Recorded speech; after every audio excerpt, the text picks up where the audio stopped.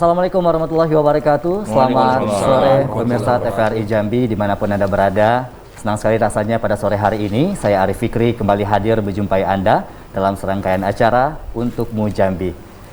Dan saudara, sore ini kita akan sedikit membahas tentang tata nilai yang diterapkan oleh Kementerian Hukum dan HAM, di mana pada kesempatan kali ini diwakilkan oleh Kantor Wilayah Kementerian Hukum HAM Jambi. Dan dengan tema Kanwil Kemenkumham Jambi pasti dalam melayani pembangunan penegakan hukum dan HAM. Adapun narasumber kita pada sore hari ini orang-orang luar biasa dalam Kanwil Kemenkumham Jambi. Langsung saja kita sapa yang pertama ada Bapak Muhammad Jahari Sitepu SHMSI selaku Kepala Kantor Wilayah Kementerian Hukum dan HAM Jambi. Assalamualaikum warahmatullahi wabarakatuh. Selamat sore Pak. Selamat sore. Gimana kabarnya hari ini Pak Kanwil? Alhamdulillah, suasana di Kanwil Jambi kita baru selesai pelantikan notaris sebanyak 41 orang se-Provinsi Jambi. Alhamdulillah, semoga saudara-saudara yang baru dilantik tadi bisa berfungsi, bisa berguna terhadap nusa dan bangsa, khususnya rakyat Jambi ini. Oke, baik, siap, kita doakan bersama-sama ya Pak ya. Iya. Baik, selanjutnya kita sapa narasumber kita yang kedua. Ada Bapak Slamet Pramuji, SPMSI selaku Kepala Divisi Administrasi Kanwil Kemenkumham Jambi. Selamat sore Pak Slamet.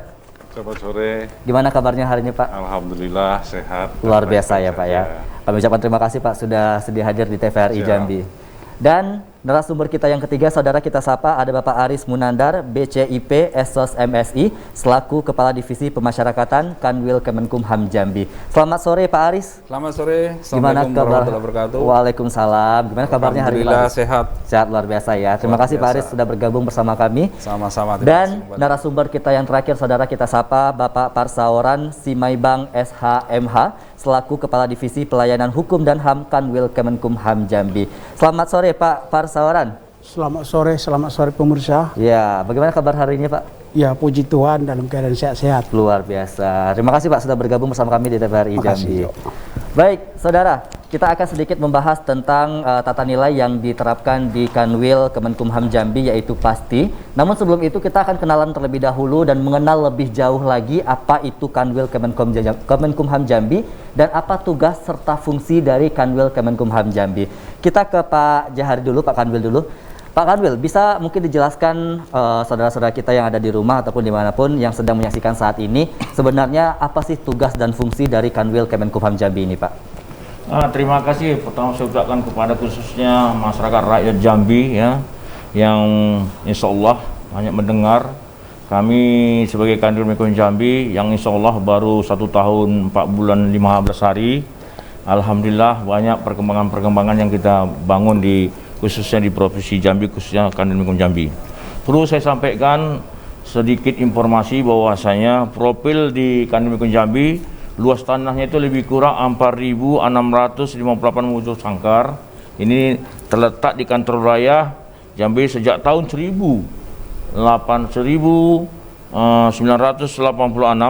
dan sejak tahun 1995 Kanwil Jambi dibangun di lokasi baru di atas lahan seluas 4.658 meter sangkar yang terletak di Jalan Kapten Sujono, ya, Kota Baru Jambi, terdiri dari gedung bangunan utama, gedung administrasi, aula dan musola. Ini kita tahun 1995 itu baru dibangun di Jambi ya. Perlu juga saya jelaskan kepada seluruh masyarakat Provinsi Jambi, tugas daripada Kakanwil ini ya, kita Kakanwil ini dan ada 4 di bawah Kakanwil ini. Antara lain adalah Kadin Administrasi. Ini Kadin Administrasi seluruh masalah administrasi, masalah keuangan semuanya. Ini Pak Muji di samping kanan saya. Ini semuanya dia nangani semuanya. Kemudian Kadin Pemasyarakatan. Kadin Pemasyarakatan ini adalah Pak Aris. Ini semua menangani tentang di lapas ataupun di rutan ya. Di mana sekarang kita sendiri biasa tahu masyarakat ini bahwasanya nanti bisa diterangkan oleh Pak Aris, tapi garis kecilnya saya sampaikan garis besarnya. Di lapas itu kan sampai sekarang tidak boleh mengunjungi ke dalam sehubungan daripada dalam COVID-19. Mudah-mudahan nanti sudah ada perintah arahan dari pusat, insya Allah ya, insya Allah kita akan berikan seluruh keluarga binaan untuk bisa untuk membesuk. Kemudian sebelah ujung saya, sebelah kanan saya itu Pak Kadit Ankum. Ini menanganinya banyak sama dia. Dia 6 dipa, ya 6 dipa. Kalau Pak Kadit Administrasi cuma 1 dipa, Kadit Pemasaran 1 dipa. Kalau Pak Sorangan ini sebanyak 6 dipa. Antara lain itulah kalau tentang masalah HAM, ya. Mungkin ada masyarakat yang perlu untuk perlindungan HAM, langsung saja bisa ke kantor Kanwil Jambi, bisa diselesaikan bagaimana permasalahan-permasalahan di luar. Termasuk notaris yang baru insya Allah baru beberapa jam yang lalu kita lantik, ya. Notaris yang ada di wilayah Provinsi Jambi, dikala mungkin masyarakat, ya, ada mungkin masalah tentunya mungkin tanah atau perjanjian itu langsung ke notaris. Kemudian ada juga ini masalah sekarang ini masalah seperti kita tengok seperti di Muara Jambi, ya, mengadakan kegiatannya antara lain ada masalah Perda, ya. Nah itu juga kita semua ada tim-timnya sudah ada di situ. Jadi masyarakat itu nggak usah segan-segan. Satu lagi yang paling jelas lagi, mungkin ada rakyat Jambi ini, ya, atau di mana wali kota atau bupati di mana ada yang menghasilkan produk-produk misalnya pembuatan misalnya batik, ya, batik Jambi atau batik misalnya kalau seperti contoh yang ada pernah saya sekali ke daerah Batanghari juga, ya, saya ceritakan tentang itu. Pokoknya hak merek ciptanya supaya jangan kita sudah tahu nih orang-orang tua kita zaman dulu membuat suatu misalnya contoh kopi yang ada di nggak usah jauh dia kulit manis yang ada di Kerinci. Itu sudah diapakan sudah di hak merek ciptanya dipatenkan, ya. Akhirnya selama dulu itu kalau nggak salah kata Bupati langsung, ya, harga kulit manis itu hanya cuma 5.000 perak per kilo. Sekarang sudah 50.000. Jadi itu salah satunya untuk menaikkan daripada hasil bumi yang ada di wilayah masing-masing. Kemudian satu lagi ibu kami Bu Morina imigrasi, ya, ini tadi memang dia sebagiannya datang kemari, mungkin karena ada kegiatan-kegiatan, kami mohon maaf, insya Allah dalam waktu yang akan datang mungkin bisa datang kembali ke sini. Ini antara lain adalah orang asing, ya, perkawinan, percampuran, semua imigrasi. Jadi sekarang ini ada nama sistem paspor itu sekarang gampang, nggak susah, nggak perlu lagi ibu bapak pakai calo, langsung saja ke Kanintu bisa cepat selesainya, nggak susah. Salah satunya, ya. Nanti mungkin menambahi saya punya kadip ada di sini. Tentunya nanti masalah keuangan saya sampaikan oleh Pak Kadip saya Administrasi dan Kadip Pas tentang pemasaran lebih jelas lagi dari dikupas, ya, hari ini juga dan Kadip Langsung saya. Saya demikian saya sampaikan, terima kasih. Ya, terima kasih Pak Kanwil. Tadi Pak Kanwil juga menjelaskan kita ada punya 4 divisi, yaitu divisi administrasi, pemasyarakatan, imigrasian dan pelayanan hukum dan HAM. Kita akan mengulas sedikit nih setiap divisi-divisi yang ada di Kanwil Kemenkumham Jambi, saudara. Kita ke divisi administrasi dulu, ada Pak Pramuji. Pak Pramuji, tugas dan fungsi divisi administrasi di Kanwil Kemenkumham Jambi ini apa saja, Pak? Jadi tugas kami sebagai kepala divisi administrasi khususnya yaitu melaksanakan sebagian tugas kantor wilayah. Ini tugasnya, ya, melaksanakan sebagian tugas kantor wilayah di bidang pembinaan dan dukungan administrasi. Itu menjadi tugas divisi administrasi. Kemudian kami punya fungsi. Ada fungsi yang pertama yaitu melakukan fungsi kepegawaian, keuangan, serta pengelolaan BMN. Itu fungsi pertama. Yang fungsi kedua adalah mempunyai fungsi peningkatan kompetensi pegawai. Itu dalam hal pegawai tidak hanya di kantor wilayah saja, tapi semua pegawai di UPT kita. Kemudian yang ketiga yaitu mempunyai fungsi pengelolaan tata usaha dan kerumah tanggaan kantor wilayah. Kemudian yang keempat mempunyai fungsi reformasi birokrasi, tata kelola organisasi, dan reformasi birokrasi. Kemudian yang kelima mempunyai fungsi kehumasan, protokoler, dan pengelolaan teknologi informasi. Kemudian yang keenam mempunyai fungsi yaitu perencanaan program kegiatan dan anggaran, serta melaksanakan evaluasi dan pelaporan seluruh kegiatan yang ada di kantor wilayah. Yang terakhir yaitu fungsi fasilitatif, yaitu pengorganisasian kegiatan-kegiatan yang ada di seluruh kantor wilayah.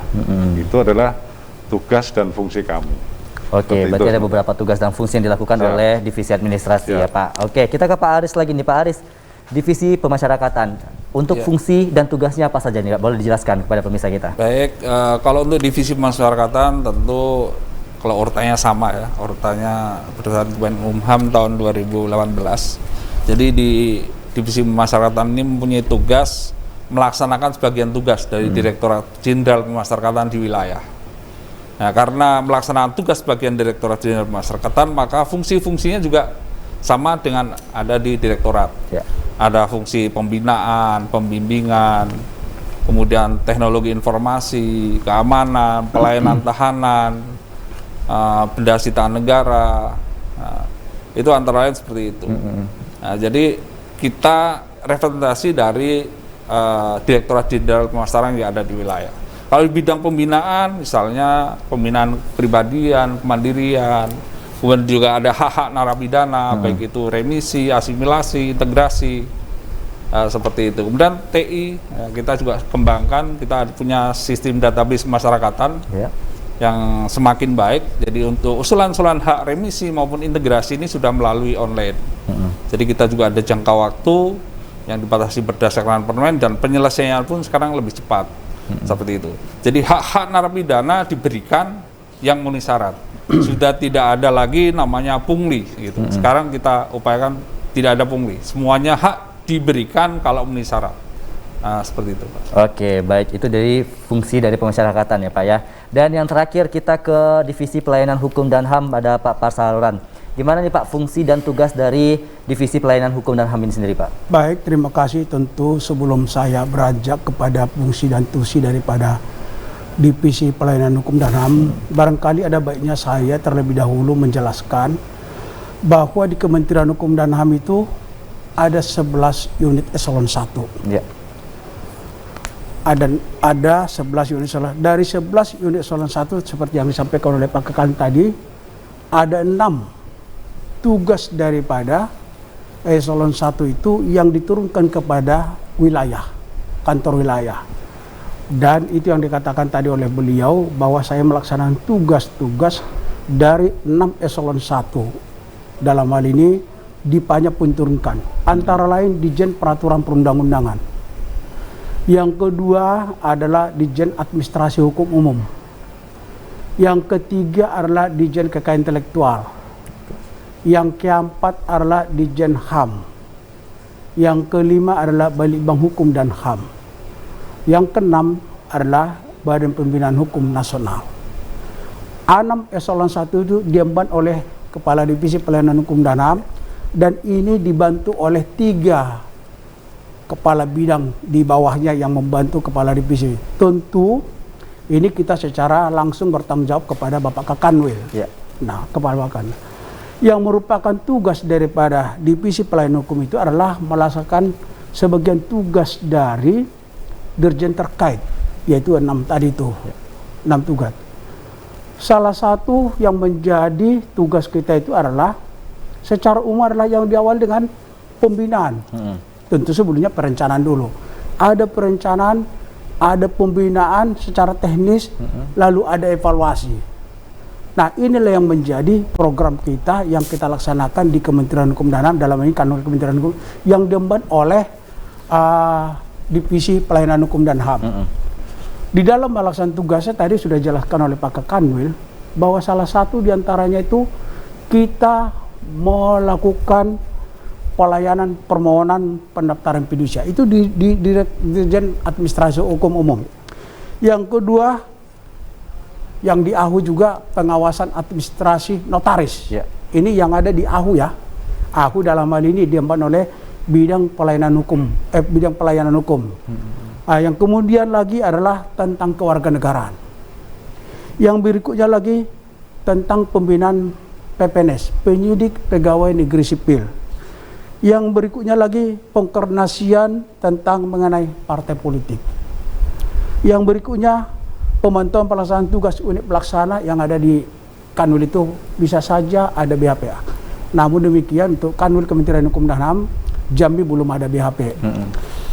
Yang kedua di bidang pelayanan hukum dan HAM tadi, saya katakan tadi kan ada 3 kabit.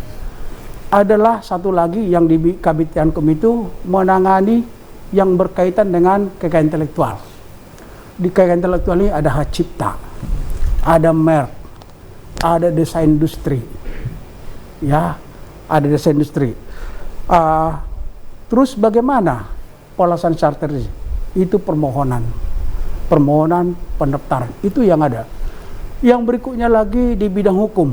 Bidang hukum ini ada 2. Fasilitasi produk hukum atau fasilitasi pembentukan peraturan perundang-undang seperti yang dijelaskan oleh Pak Kang tadi. Oke, sebelum Bapak menjelaskan lebih lanjut tentang hukum, kita akan jeda terlebih dahulu. Dan usai jeda kita akan kembali tetap di Untukmu Jambi.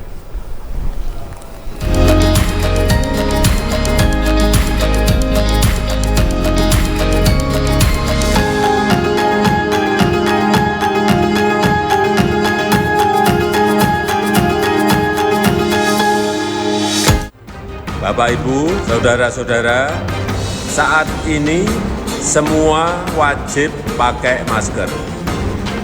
Kita pasti bisa menghadapi pandemi ini, Indonesia pasti bisa.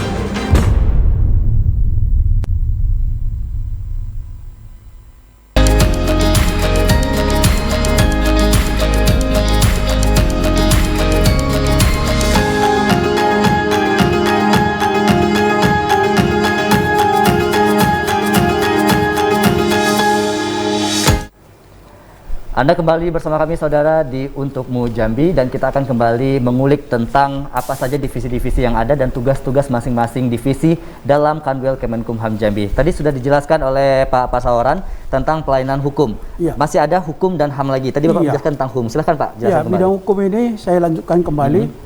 Bidang hukum ini membahas ada 2. Satu diantaranya fasilitasi pembentukan perda, pembentukan peraturan perundang-undangan, di mana Kanwil ini mempunyai jabatan fungsional tertentu tentang pembentukan peraturan perundang-undangan.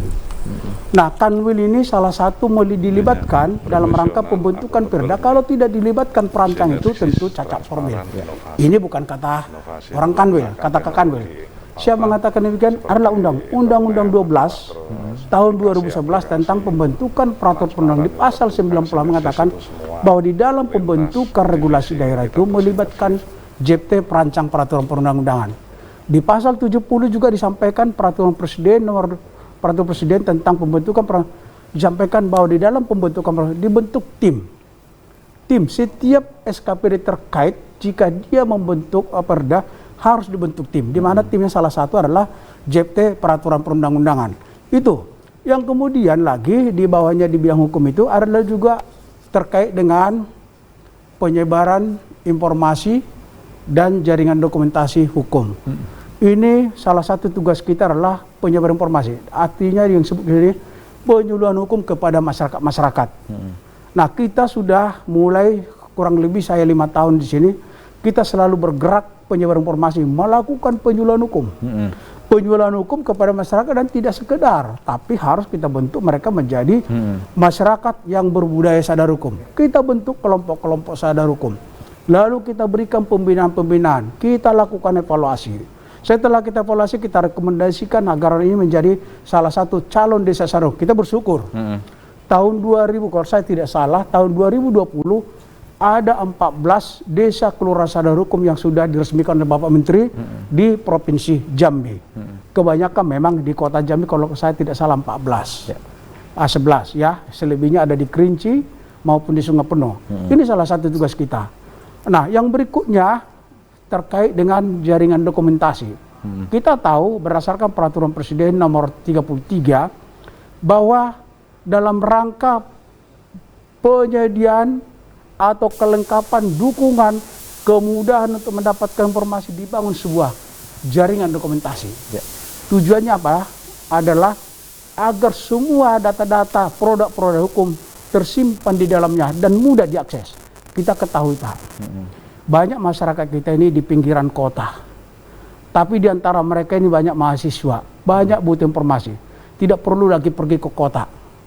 Cukup, apalagi zaman sekarang teknologi, cukup klik JDH, panggil hukum, peraturan perundang-undang apa yang dibutuhkan sudah tampil di situ. Termasuk produk-produk daerah yang diproduksi oleh masing-masing daerah dalam hal ini hukum, bantuan hukum. Yang terakhir adalah bidang HAM. Yang bidang HAM. Bidangnya HAM ini adalah tentu dia ini terkait di dalamnya adalah melakukan diseminasi atau sosialisasi tentang HAM. Yang kedua ada layanan komunikasi masyarakat tentang pengaduan permasalahan HAM. Permasalahannya ada dua, yang dilaporkan ataupun yang terjadi yang kita lihat melalui media. Nah, kalau yang dilaporkan biasanya itu langsung kita respon. Kalau kejadian kita dengar, contohnya ini permasalahan beberapa kejadian di tahun yang lalu, ada konflik masyarakat. Ketika terjadi konflik masyarakat ini, karena saya merasa ini harus kita telusuri tugas kita, saya perintahkan anggota kita untuk memantau. Jangan sampai di sana terjadi permasalahan HAM yang lebih besar lagi. Bila perlu, pendekatan kepada instansi-instansi seperti ketika itu ada aparat penegak hukum, ada kepolisian, langsung pendekatan, perintahkan, koordinasikan, agar di-backup, dicelah, tidak meluas lagi. Nah, di satu sisi lagi adalah terkait dengan melakukan kajian-kajian terhadap permasalahan hukum dan HAM. Ini selalu kita lakukan kajian-kajian permasalahan hukum ini di Jambi ini. Kita coba ini nantinya hasilnya menjadi sebuah rekomendasi untuk kebijakan pimpinan kita di pusat. Mungkin demikian sekilas. Baik, itu sekilas tentang divisi pelayanan hukum dan HAM. Ada pelayanan hukum dan juga HAM sendiri. Kita ke Pak Kanwil lagi nih Pak. Pak Kanwil, terkait dengan tema kita hari ini yaitu Kanwil Kemenkumham Jambi pasti dalam melayani pembangunan penegakan hukum dan HAM. Pasti ini ditanda kutipin Pak. Pasti ada sesuatu hal yang akan dijelaskan Pak Kanwil tentang pasti ini. Pastinya apa sendiri Pak? Terima kasih. Saudara saya dari TVRI, perlu saya jelaskan pasti ya. Pasti itu adalah profesional, ya, akuntabel, sinergis, transparan, inovasi. Jadi profesional. Ini salah satu contoh. Lihat nih kadip saya semuanya. Apa yang Bapak tanya, semua dia bisa jawab. Ini profesional orangnya. Ya. Ini apa pertanyaan bisa dia jawab. Ini salah satu contoh ya. Kemudian akuntabel ya. Seluruh kegiatan baik kegiatan daripada putunya banyak kegiatan di pemasyarakatan ataupun kegiatan daripada Kadip Umum saya dan kegiatan dikeluarkan anggaran dari pemerintah oleh Kadip Amtra saya ya semua bisa dipertanggungjawabkan. Nah, jadi jelas. Jadi suatu ketika pun inspektor ataupun siapa yang memeriksa kita bisa dipertanggungjawabkan. Itu artinya daripada tabel ya. Kemudian sinergis antara divisi saya mulai dari divisi administrasi, pemasyarakatan, Yankum ataupun PAS mereka sinergis. Jadi sering kolaborasi. Ada permasalahan-permasalahan misalnya, tentunya misalnya sering ada permasalahan di pemasyarakatan. Misalnya dapat informasi ada misalnya banjir di lapas Jambi. Ini orang-orang ini langsung dan saya langsung itu segera langsung turun ke lapangan. Jadi kami yang berlima ini langsung bila perlu kalau kurang tenaga yang eselon 3-nya pun saling membawa ke lokasi itu. Karena bukan apa seperti lapas Jambi ya. Ini sering kejadian seperti kalau misalnya hujannya deras itu sering banjir ya. Itu sinergis ya. Transparan. Salah satunya ya. Ini kan baru-baru ini kita ada kegiatan penerimaan pegawai Menkumham Jambi yang insya Allah baru beberapa hari yang lalu kita mengadakan adalah kegiatan seperti Samapta ya. Kita transparan. Siapa silakan melihat. Jadi kita anak-anak itu misalnya lari ya, anak-anak itu lari misalnya. Kamu ini benar nggak lari kamu segini? Anak-anak semuanya. Kalau tidak benar langsung komplain. Terbuka semuanya. Kemudian akhirnya nanti sudah selesai ini kita pampangkan di luar. Coba cek lagi, benar nggak yang dibuat ini oleh panitia? Kalau nggak, bisa kamu merasa keberatan. Jadi transparan. Kepada media juga kita sampaikan informasi. Apalagi TVRI, ya. Seri itu banyak anggota TVRI kita berikan kesempatan bisa melihatnya. Sampai sejauh bagaimana bahwasanya kita penerimaan pegawai itu tidak ada macam-macam. Apa yang diamanahkan oleh Pak Menteri Hukum HAM Pak Yasonoli ya, jangan coba-coba. Zero. Permainan-permainan macam-macam. Itu saya tekankan kepada khususnya masyarakat yang ada di Provinsi Jambi ini ya. Kita insya Allah dalam waktu dekat ini menerima lebih kurang 73 orang calon-calon kerja di lapas ataupun di imigrasi 1 orang. Itu semua zero. Jangan percaya ya. Ini salah satu transparan yang ada di Kemenkumham Jambi. Kemudian inovasi. Salah satu contoh ketika saya mengikuti Lapim 2 ada nama semester itu sistem monitoring terpusat. Apa pekerjaan-pekerjaan anak-anak saya di urutan rinci, saya tahu semuanya. Karena semester itu sistem pemerintahan terpusatnya semua adalah di Kanwil Menkumham Jambi. Jadi punya CCTV ya terkonek. Jadi apa pekerjaan-pekerjaan di Sabak kita tahu. Salah satu contoh ini saya sampaikan juga kepada saudara-saudara saya yang ada di rakyat di Jambi ini.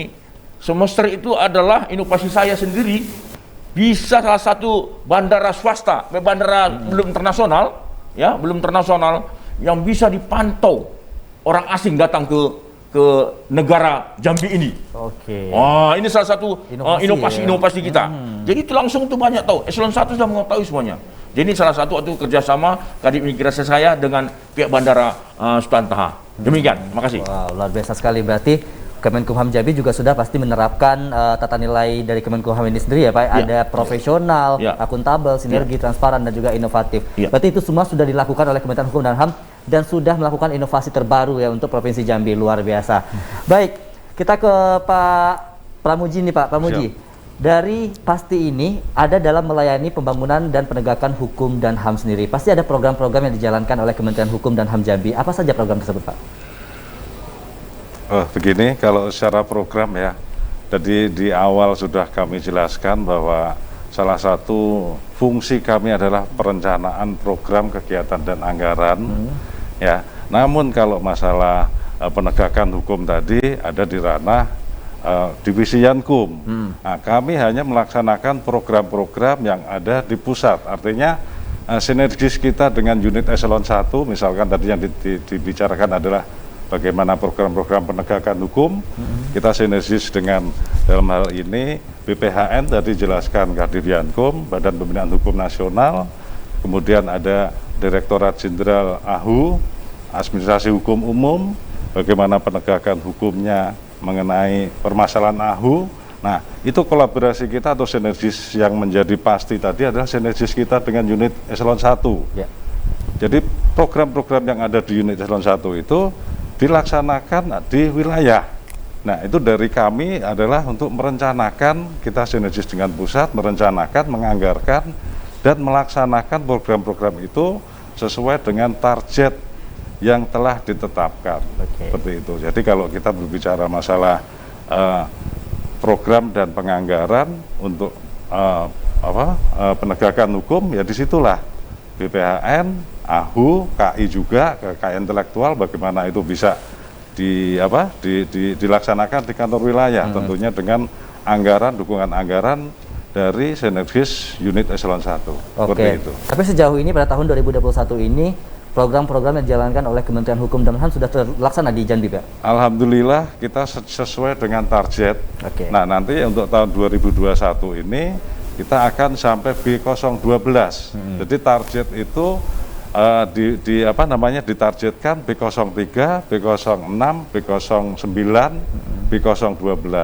Nah, nanti B012 itu adalah seluruh target harus terpenuhi sesuai dengan dukungan anggaran yang diberikan. Jadi artinya dalam rangka penegakan dan target tadi ya, itu Rp1 pun harus dipertanggungjawabkan dengan target yang harus dilaksanakan.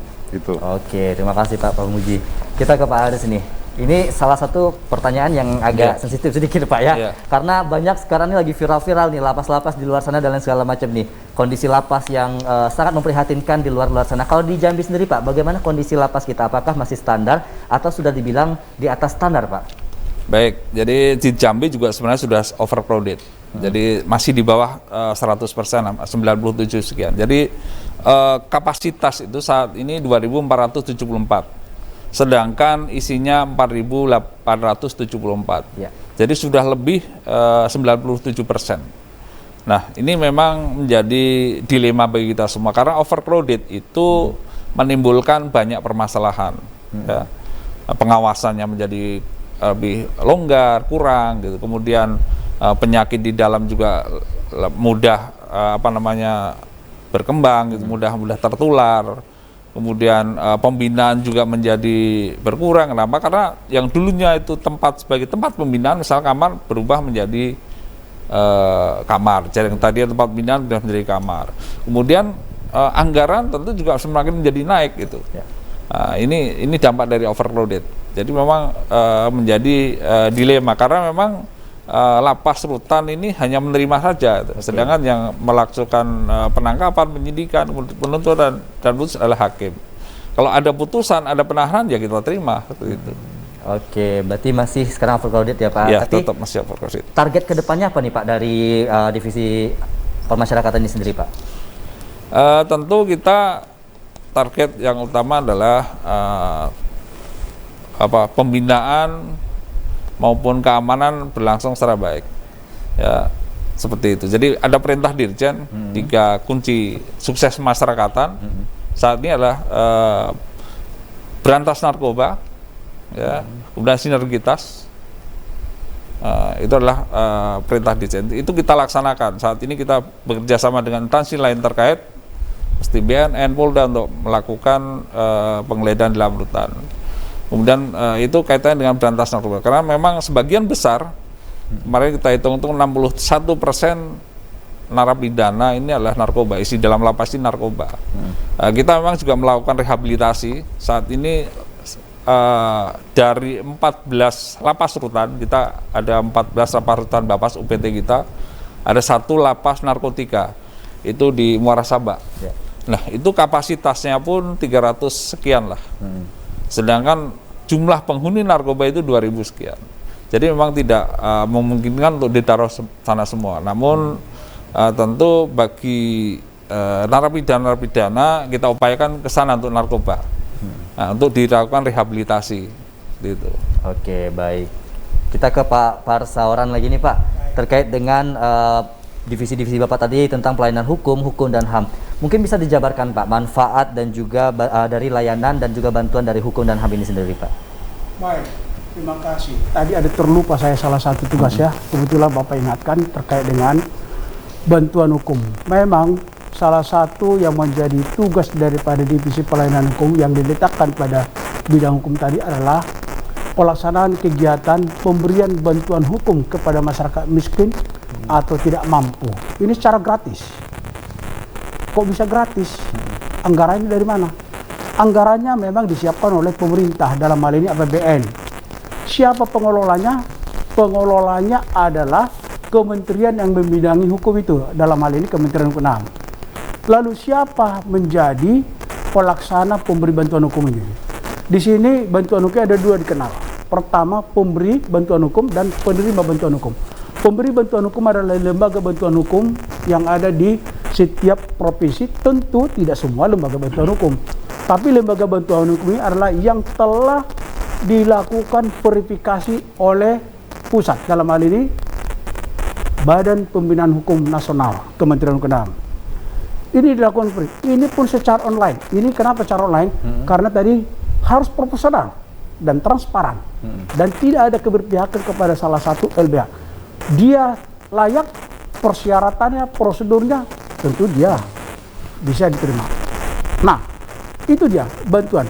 Nah, lalu siapa penerima bantuan hukum? Itu tadi, masyarakat miskin tidak mampu. Bagaimana caranya?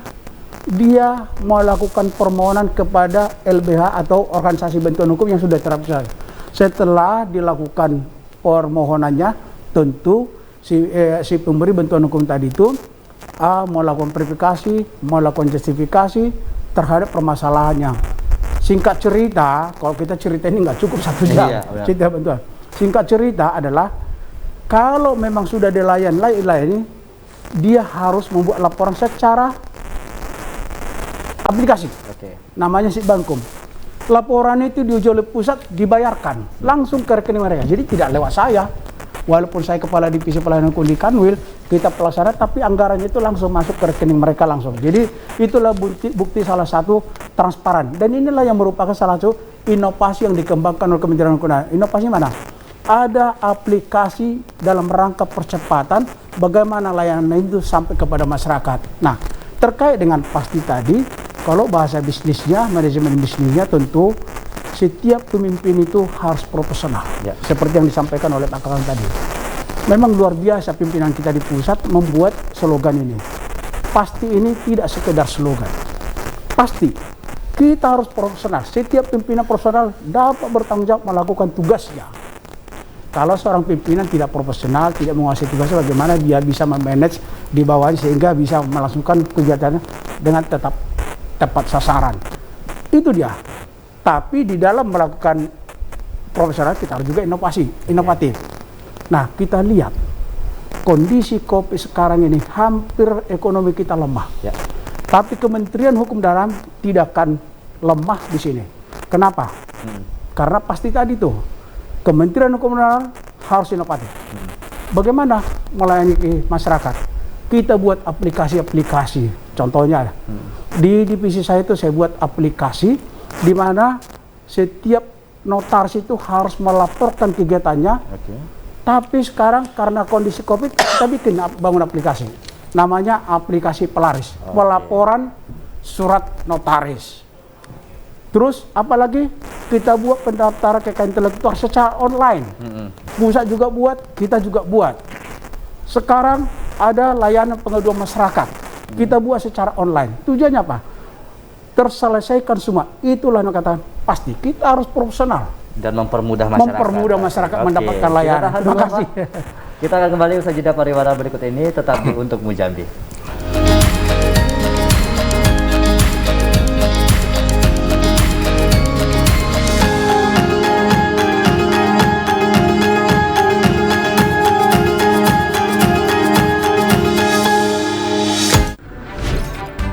Halo semuanya, aku Modi, maskot TV Digital Indonesia. Aku akan membantu semua orang menuju migrasi TV digital. Di mana? Di siarandigital.id dan call center 159. Ayo semuanya, dukung migrasi TV digital. Bersih gambarnya, jernih suaranya, dan canggih teknologinya.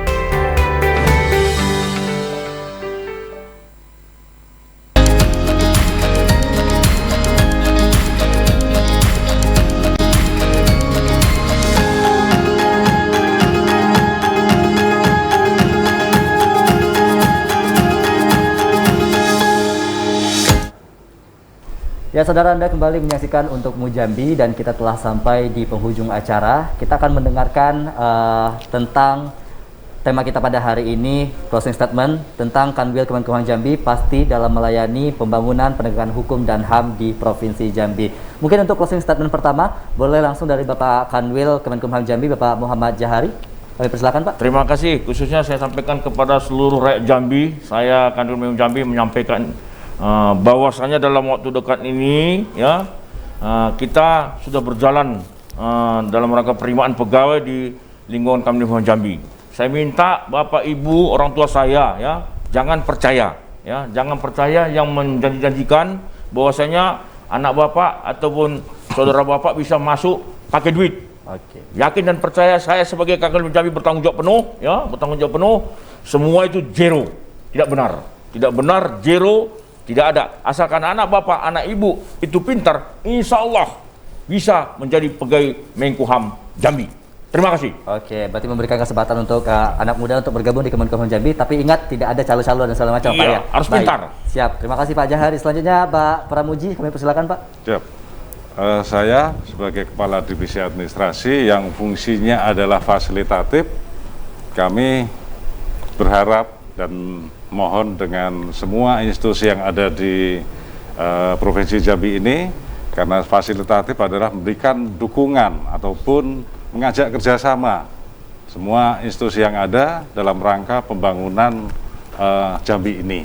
Melalui divisi administrasi kita bisa memfasilitasi kerjasama yang mungkin bisa dilaksanakan dengan kantor Kementerian Hukum dan HAM Jambi. Terima kasih. Oke, baik, terima kasih Pak Pramuji. Selanjutnya Pak Aris, kami persilakan. Baik, terima kasih. Kita jajaran pemasyarakatan sesuai dengan perintah pimpinan akan selalu menjaga marwah pemasyarakatan. Dengan yang pertama, 3 kunci pemasarakatan sukses tadi, kita melakukan deteksi dini terhadap gangguan keamanan dan ketertiban. Kita selalu melakukan penggeledahan rutin. Kemudian kita juga melakukan pemberantasan narkoba. Nah, kita komitmen seluruh jajaran, kalau ada napi yang masih bermain misalnya, kita pindahkan ke Nusa Kambangan. Kemudian yang ketiga, kita melakukan sinergitas dengan Apgabkum terkait.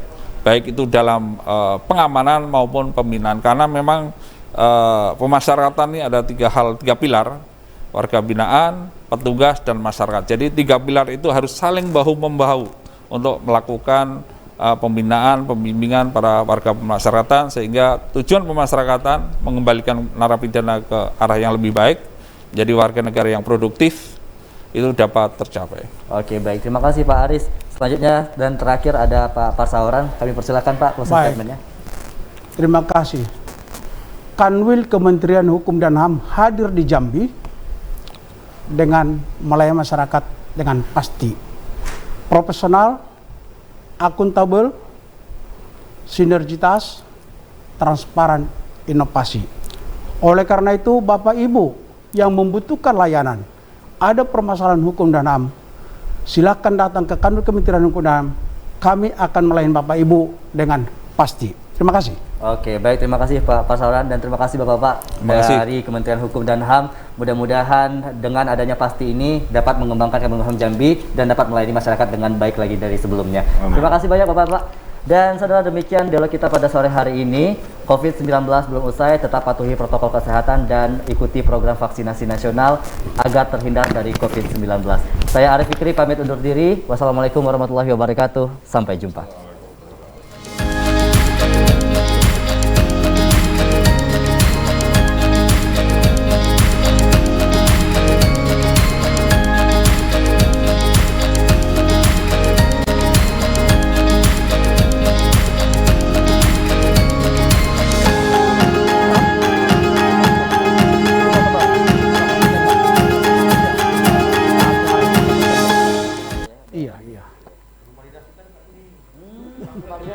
Di bawah.